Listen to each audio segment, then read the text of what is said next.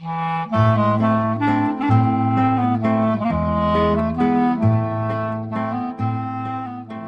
to Couples Therapy in 7 Words. I am your co-host, Judy Alexander, and I'm here with my husband, Dr. Bruce Chalmer. Well, hello, Judy, and hello, viewers and listeners. Our title for today is... My husband complains about my cleaning. Is it about communication? Now, we will explain in a moment. We'll explain about where that title came from. There's a story behind that title. Okay. But before we do that, we want to invite you to let folks know about this podcast. Tell your friends. Subscribe to us, rate us, follow us, like us. Yes, all of those stars, things. all Right. the good stuff people do on social media. So please do that. And of course, wherever you got your podcast from, I mean, if you're watching this, you got it from somewhere, didn't you?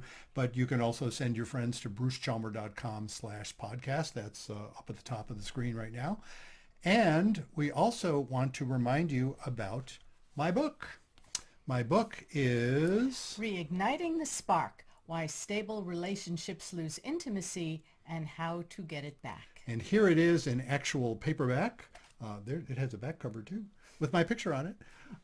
And it's also available from the Amazon site if you go there. It's available anywhere books are sold. If you go to the Amazon site, you can also get the audiobook, which I did the narration for. That's actually pretty popular, turns out. It is. I think the audiobook actually has been outselling the Kindle version, which sort of is interesting for me. That's I that's think kind of people cool. like listening to it and listening to your voice. I guess so, yes. A So wonderful voice. go check that out. You can find that, by the way, how to get there. You can go to brucechalmer.com/books. If you go to brucechalmer.com, it's got all that stuff over on the side. You'll see it. And the other thing we need to tell you about, of course, is we have merch. This is our, these are our mugs, of course, as you can see, with our wonderful inspiring message on the back and our logo on the other side. I don't know which is back and which is front, depends on whether you're left-handed or right-handed. I guess it does. But in any case, these are the sort of thing that will just make your day. You know, you wake up and you have your coffee in one of these mugs and you see that inspiring message and that beautiful logo. Yeah, and it's in 2 sizes. The In 2 sizes. 11-ounce mug. And the 15-ounce mug. See that? Plus, we also have on our website T-shirts, which we can't show you yet because actually our sample is arriving today, I believe, as we're doing this. This is today's November 5th is when we're making this tape, November 5th, 2021. By the time you see this, by golly, well, actually, it is already available on the store. And I also made it so that thanks to somebody who ordered it and couldn't find a way to pay for it, I fixed that. Yes, so you can now now pay for it too. you can even pay for it. So we hope you will go and do that. It's fun stuff. And it's also a way of reminding yourself about these messages. And, you know, I'm being a little facetious about saying inspiring message, but actually I mean also being quite serious about that. Be kind, don't panic, and have faith have been words that lots of folks I work with have told me, and lots of folks who've read the book have told me, are really a useful way of kind of summarizing Words to live by. Words to live by, ways of getting through, especially couples issues. Yeah, So with that, let us turn to our topic for today. right. My husband complains about my cleaning. Is it about communication? Yes, I'm smiling about that title. Why am I smiling about I that don't title? know. Why are you smiling about Well, it? I'll bet, you know, it's funny. We haven't talked about this. I just sort of sprung this title on Judy. But I'll bet you can figure out what that's about. There are 2 things that I've discovered utterly, you know, I had no way to predict this, right? Among our podcasts, we've mentioned this before in some of our other podcasts. Among our podcasts, the one entitled It's Not About Communication has proven to be by far the most popular in terms of numbers of downloads. People are just drawn to that, apparently. Any of our podcasts that have communication in the title or communication in the tags, people just seem to want to know about communication. Yes, they do. Even our one where I make a big deal of saying, it's not about communication. It's about what you're communicating, you know, whatever. It seems communication's a big topic. The other one, look, that I didn't know to expect that, but that one didn't seem to be like totally surprising. This one, I'll tell you where I got this particular statistic from. Google, those of you who have like Google business sites know that Google will send you periodically, I think I get it once a month, an email that tells me, how did people find your site? What were they searching for? Right. Well, it turns out the number one topic that people search for that leads them to my site. And it turns out it's a blog post. A particular blog post happens to be the first blog post I did over a year and a half ago when I initiated the blog. And it was the one about that people are searching, my husband complains about my cleaning, or my husband complains about my housekeeping. People, that's the search term, and lo and behold comes up with the blog post that I did. My husband complains about my cleaning. So apparently that's a hot topic. It also happens to be a useful topic. So, I'm not totally cynical in just naming it this to say, oh, well, I'll bet people will be searching for this. Because it really, this kind of thing can encapsulate a lot of the stuff that we talk about anyway. So, having said that, let's get into this topic. My husband complains about my cleaning. And is it about communication? I wonder. Do you want to comment on that? Like, what's your sense of that sort of situation? You may have some You mean take a on that. husband complaining about a wife's cleaning? I guess I could ask you Well, about I that. would- I don't do that. You do not. You do not. I would say that we are both.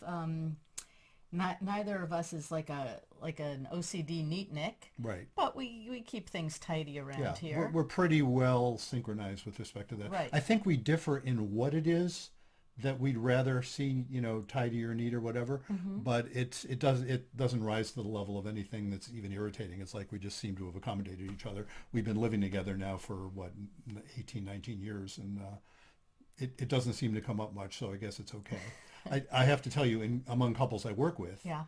that particular distinction Yeah. does come up.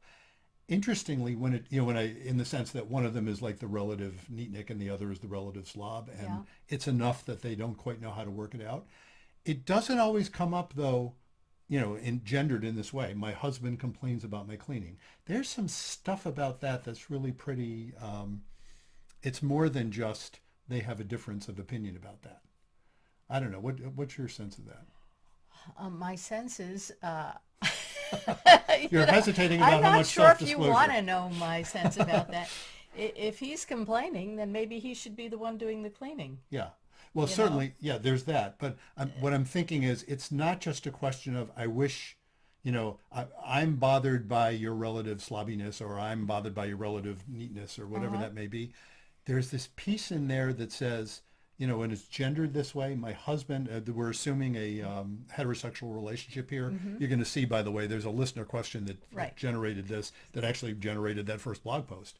Do we want to read that so that we could talk about Should we this? go right into that why don't now? we, why Sure, don't we go do the ahead. listener Go for it. question? Okay, it comes from Shirley, and she writes, my husband is driving me crazy. He complains about the way I clean up. It's never good enough. He says he has to clean up after I clean. I tell him if he's not happy, why doesn't he just do it himself? But he refuses and says, I need to learn to clean better. I'm becoming extremely angry and frustrated, feeling anything I do is never good enough. What should I do? Yeah. Now, I don't remember what you told Shirley, but Yeah, you didn't go back and read the blog post. I Good, did not. just as well. Have So a fresh conversation. I will tell Shirley that if he doesn't like it, what I said, clean himself. And if he really doesn't like it, then he better pay for a housekeeper. And that all of that makes sense. And yet I will say, look, those are good solutions, right? And there are plenty of couples for whom that would be the solution. Yeah. And they wouldn't be writing to me saying, I'm extremely angry and frustrated. Because I don't think she's angry and frustrated because they have a difference of opinion about the cleaning, because that solution you came up with takes care of it. And look, and if he's unreasonable about it, all right, they'll have to argue about that some. The things I'm positing, and I did take a peek at what I said a year and a half ago, and I think I would have said the same thing now. I like to think. It's what she's really angry and frustrated about, I think. We don't know for sure. We don't know much about this person other than the fact she wrote the letter. Right. But I'm going to guess she's angry and frustrated not merely because there's the difference, but because it's when he says stuff like, I won't clean it myself. You need to learn to clean better. That's the part. Yeah. That's the one that says, okay, it's one thing for somebody to say, if I said to you, I'm unhappy about something you're doing or not doing. Can we talk about that? I would prefer X, Y, or Z. And then you could say, sure, I'll be nice to you. I'll accommodate you. Or I'm not going to really accommodate that because I prefer, A, B, or C. And we can talk about that and say, bummer, let's see if we can work it out where we both feel pretty happy. And that's the sort of thing, if it's a cleanliness thing, what might well emerge from that is, you know what, if I want it cleaner than you, I understand you got your preference, I got mine, I can just pitch in and do more of it myself. Or let's throw some money at it. Let's hire someone, fine, and we'll both be happy because that is a mutually respectful conversation. When he says to her, you need to learn to clean better, he's basically saying he's insulting her. Yes, he is. And she's feeling insulted because it's not a question of preference at that point. Yeah. When you say what your preference is, you are opening yourself up to somebody saying, you're entitled to your preference, but I'm not necessarily going to accommodate you. Mm-hmm. But if you say to somebody, you're wrong or bad or, right. You're incompetent about something, that's going to be insulting. Yeah, and it's like his telling her, whatever you do, it's not good enough. Yeah, and which is really a matter of respect. Mm-hmm. Now, our second clause in the second sentence in the title here, is it about communication? Mm-hmm. That's where I think it gets interesting because it's not about how he says that. You know what I mean? It's not about, if he would only say, maybe let me be really respectful of you. I know why you don't know how to clean better. It's because you grew up in an environment where they're all slobs, and so I really can't blame you for being such a slob. But you do need to learn better. Can I offer you some how-to, or maybe you should be reading Heloise's Hints. Are they still around? I think so. That's a nice way of couching an insult. Mm-hmm. That's still insulting. The problem isn't how he's saying it. The problem is that he's thinking he can say to his wife, you're incompetent, and think that she's going to, that she ought to receive that and conclude that, I should get more competent. And the funny thing is, I've had couples where he doesn't want to say that, but she says that. You know what I mean? I've had couples where where he's saying, I wish it were cleaner. I understand, you have a different set of standards. Mm-hmm. And she says, look, I agree with you. I need some skills here. You know what I mean? Yeah. If you've got some skills you've learned about how to clean, go ahead and tell me. I'm happy to hear it because I'd like to get better at this. Well, they're not consulting me about anger.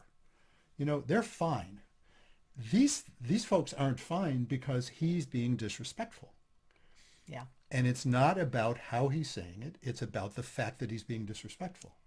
Well, I think the way he's saying it is disrespectful. Well, yes, so it's not just how he's saying it. It's everything about him. It's how he's saying it. It's the tone. It's the fact that, when she tells him that he should do it, he's no, you have to learn. Yeah, it's exactly. like, he's treating her like she's a 5-year-old. Yeah.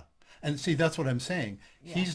If they came in for therapy, which they do, right? I see this. Right. If they will often lead with saying, we need to learn to communicate better because, we'll have these things that'll set it off and then we'll get into a fight. Mm-hmm. And I will be noting, if he thinks the solution is he needs to learn the magic way of saying his disrespect, it is not going to help. Right. He can couch it in I statements. He can do whatever he likes. If he's really thinking she's a 5-year-old that needs to learn better. Right.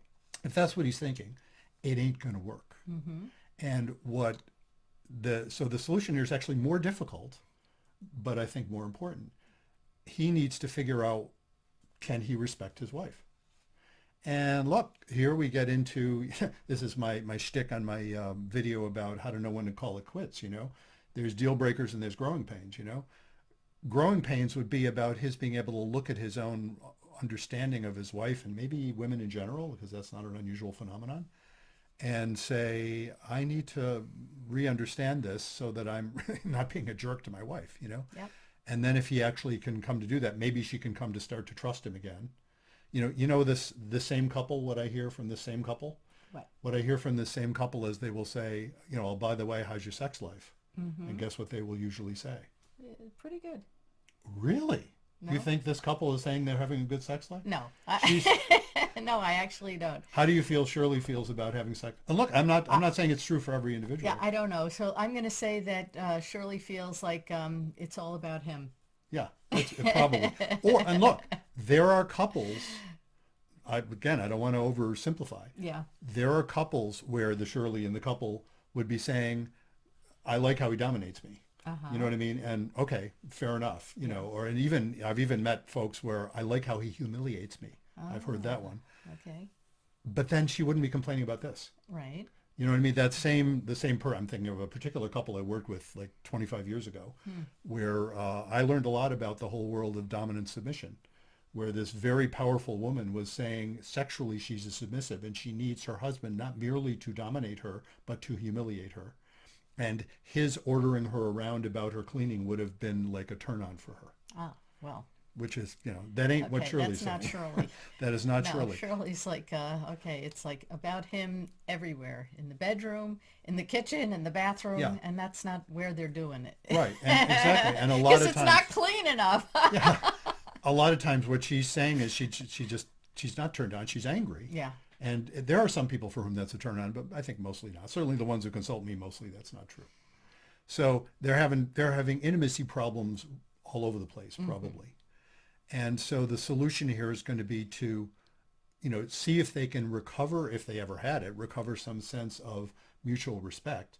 You know, often early on in a situation like this, the woman felt respected because the guy was falling all over himself to please her and win her heart. Mm-hmm. And she felt respected and honored and taken care of. And, you know, if they could get back to that, it would be wonderful. Right. Sometimes it's difficult to do that because there's so much anger flowing around.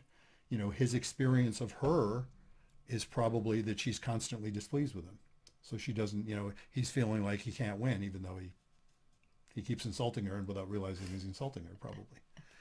So, you know, that's kind of where they're at here. So is it about communication? It's what we've been saying in several podcasts. Well, sort of, but it's not how you say it. It's really what's underneath that. It's where you're coming from in saying what you're saying. My point being, if you know, it's what I've been saying for a while. If you try and make rules about communication and try and teach your husband how to communicate better, it's probably not going to help them very much. Yeah. What they're going to have to do is actually face the possibility that, you know, he needs to learn how to respect her and maybe doesn't actually respect her that much.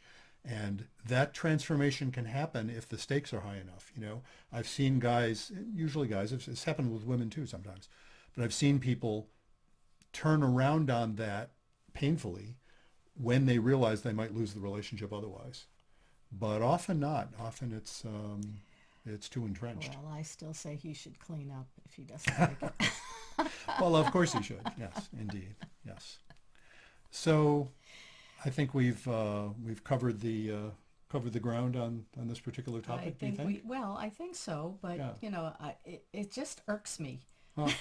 You Yeah. Say know? more about that. Well, because it's not just the cleaning, like you said. It sounds like he's a dominating person. Mm-hmm. And this is just one thing. You know, I know we had a podcast earlier, you know, get to the right question. Or get to the right argument is Get my, to the my right catchphrase, argument. Thank right? you. Yeah. Get to the right argument. So I think that she doesn't say it in the letter, so I don't know if he's picking on her about other things.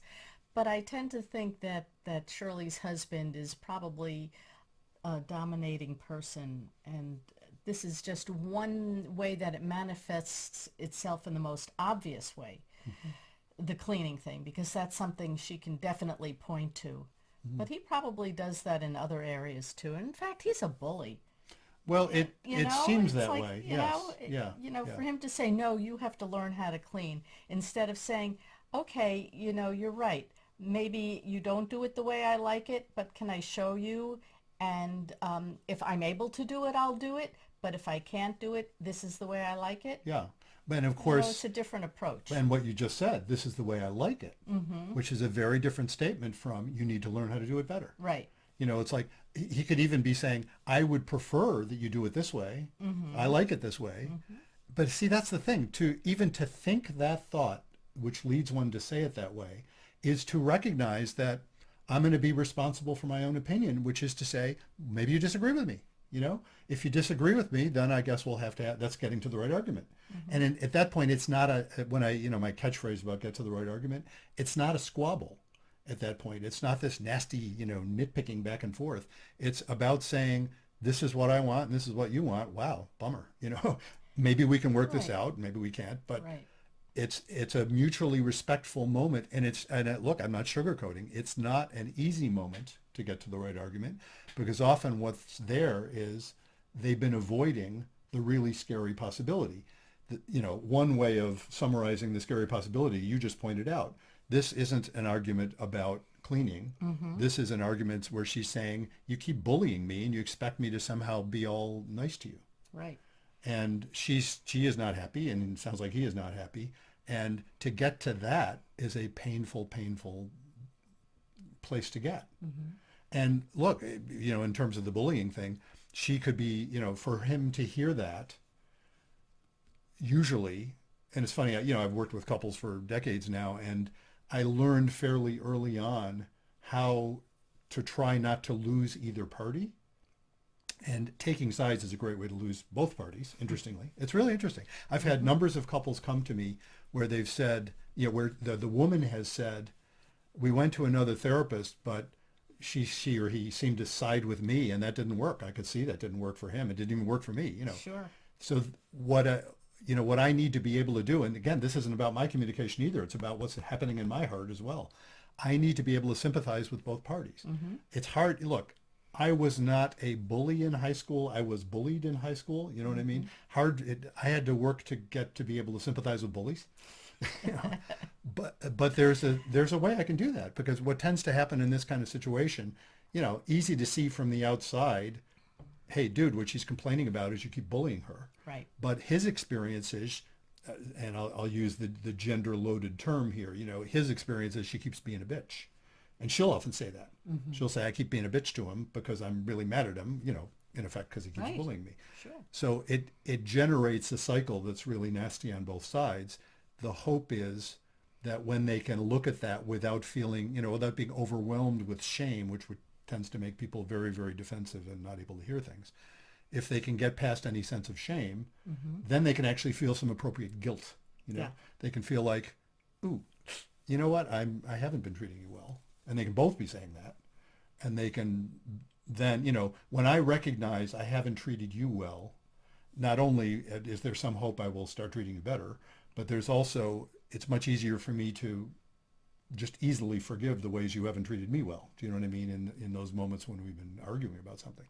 So it's that ability, well, this is another bigger topic. It's that ability, forgiveness is all about starting with recognizing your own essential validity, forgiving Mm-hmm. yourself for being human. Right. And then it's a very short step to forgive the person you're angry at for being human.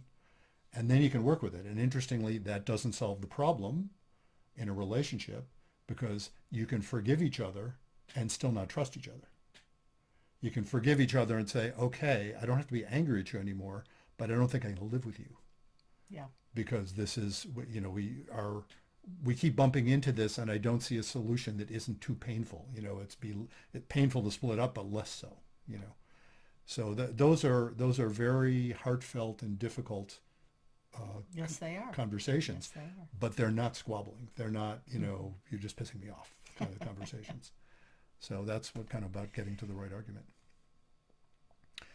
So Shirley, I hope that helps. And of course, Shirley presumably already saw the blog post that I wrote about a year ago. Right. So for the other Shirleys out there.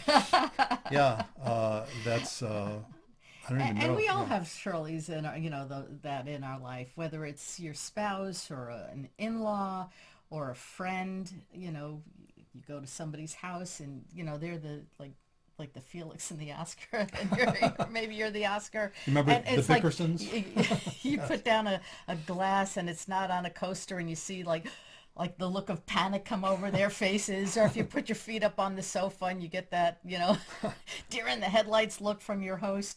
Yeah.